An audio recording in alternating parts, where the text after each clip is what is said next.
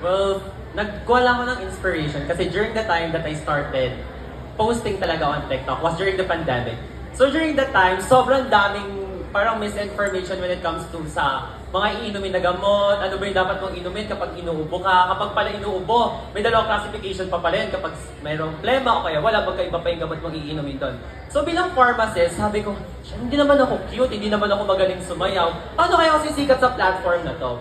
So doon ko naisipang i-educate yung mga tao. But because nga, professionally, and may lisensyadong pharmacist naman po ako. So doon ako nag-start mag-create ng content and hindi ko naman inakala na yung pharmacy kasi is a very technical na profession. So hindi ko akalain na ma-appreciate ng mga tao yung ganong klaseng content. And siguro na yung tama lang yung timing ng pagpasok ko kasi very relevant yung mga information na binibigay ko during that time. And I really appreciate na hindi lang ako personally yung na-appreciate nila, but also yung profession, yung importance naming mga pharmacists when it comes to giving information about medicine. Kasi for the longest time, kami mga pharmacists parang, hindi naman para sabi ko, kailangan ko ng atensyon.